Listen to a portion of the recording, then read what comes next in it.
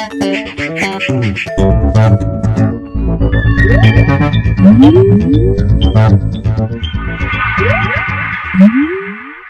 everyone and welcome to the Vortex, where lies and falsehoods are trapped and exposed. I'm Michael Voris. Since we are in the range of the 50-year anniversary of the start of the Second Vatican Council, we thought it might be helpful to review some misconceptions that have arisen as a result of people ascribing to Vatican II things that Vatican II never said, especially about the Mass. The first document that came out of the council was called Sacrosanctum Concilium, and it was aimed broadly at increasing holiness in church members by a reform of her liturgical rites. But that reform never included so much of what has gone off the rails since then.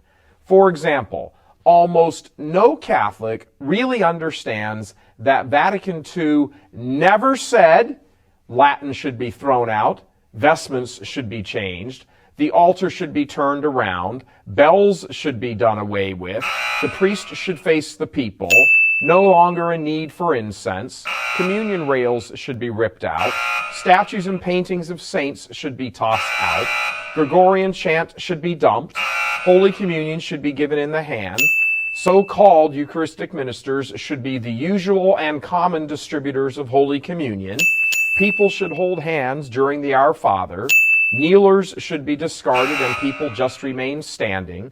Appropriate jests for Mass should be abandoned. Guitars and drums should become primary instruments. The musicians should be applauded for their service. Altar girls should become a norm. The sign of peace become an opportunity for socializing. Preaching and homilies should rarely, if ever, mention traditional Catholic teaching. This list could go on and on and on. None of that, not one single bit of that, was ever said at Vatican II. What happened is that when the door was cracked for change, a type of change that could be fairly characterized as tinkering around the edges, many people got it in their minds that they could bring the wrecking ball and reinvent the Mass as though nothing had ever existed before 1965.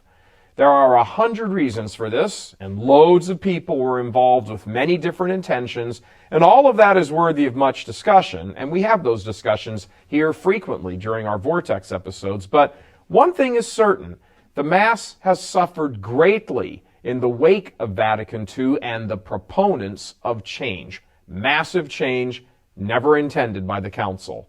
The door was opened for abuses and misunderstandings and an entirely new attitude that was different from that which went before is now become the case.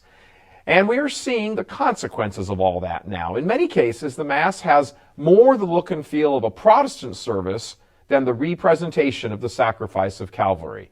Many things have entered into the Mass that Vatican II never legislated or even imagined. And likewise, many things have been removed from the Mass or have fallen by the wayside that, again, Vatican II never legislated or even could begin to imagine. We provided a link to Vatican II's document on the reform of the liturgy and ask you to read it for yourself. It's not very long. And then ask yourself, is this the situation in my parish every Sunday that was envisioned by the Second Vatican Council? It's a fair question. For example, on one very simple, basic point, a question about sacred music. Point number 116 in the document says the following, quote, "The Church acknowledges Gregorian chant as specially suited to the Roman liturgy. Therefore, other things being equal, it should be given pride of place in liturgical services," close quote. Does that square with what happens in your parish each Sunday? When is the last time you heard Gregorian chant as a staple in your parish? Would anybody in your parish even know what Gregorian chant was? Vatican II said it should have pride of place. So what happened? And that is just one topic. The question, what happened, can be asked about a lot more. God love you. I'm Michael Voris. And discover the truth.